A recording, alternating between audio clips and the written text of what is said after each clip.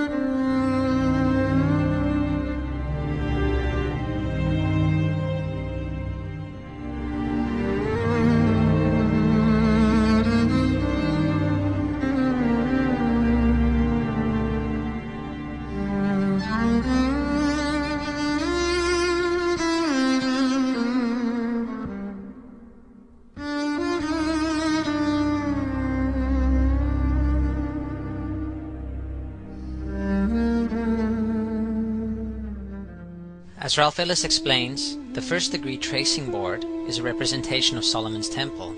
Solomon's Temple being modeled after Giza, this is also a representation of the Giza Plateau. The three pillars being the three greater pyramids of Giza, and the two cubes being the plugs or the doors of the pyramid, and I would further speculate a symbol of the double square of the King's Chamber floor plan.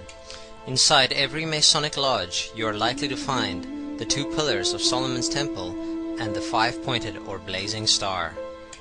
It seems highly unlikely to my mind that it is a mere coincidence that these are the same elements we see at play in the 9/11 event. My current belief system views what happened on that day as a mega ritual. When the symbolic pillars came down on 9/11, the holiest of holies was revealed. Isis was unveiled.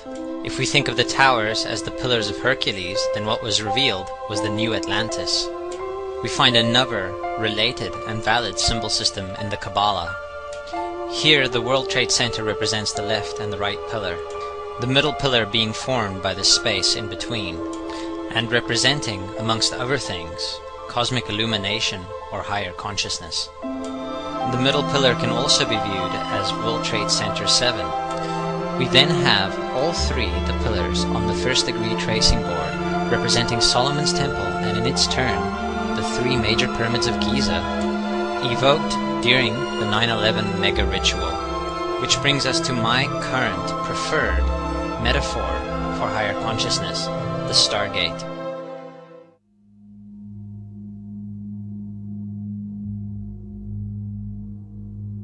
This corporate sculpture, which used to stand in between the twin towers, is called the Spherical Caryatid. It was made by artist Fritz Koenig and was nicknamed the Sphere. Let's have a quick look at Earth's Consensus Library entry about this piece and see what we can learn. We see that Koenig made this thing in Bavaria, the same place where the Illuminati was founded. The most interesting fact about the placement of the sphere at the World Trade Center Plaza has to be that architect and designer of the World Trade Center, Minoru Yamasaki, intended the plaza itself to be a representation of the Grand Mosque of Mecca, the sphere in particular taking the place of the Kaaba.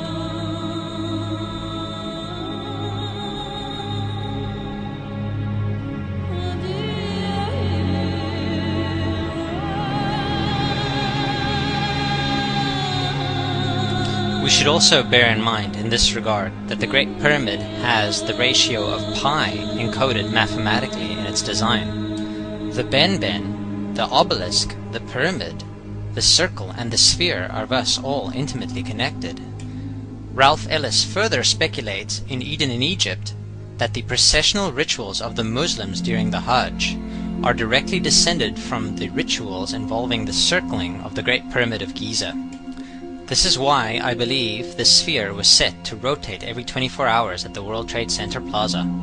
It was mimicking the processional rituals at the Kaaba and at the Great Pyramid of Giza.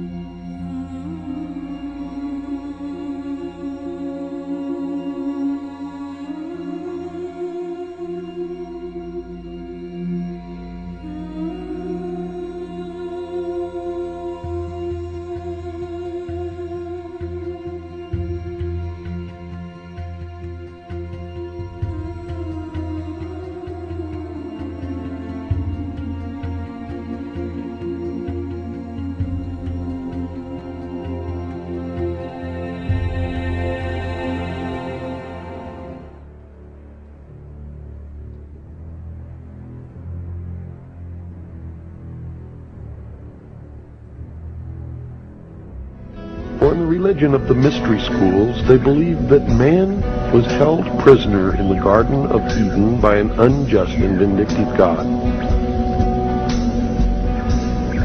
and that man was not told by this unjust and vindictive God that he could have the same powers. And man was set free from the bonds of ignorance by Lucifer through his agent Satan, and many believe that the two are the same. That's okay, because maybe they are. And that through the gift of intellect, man himself will become God.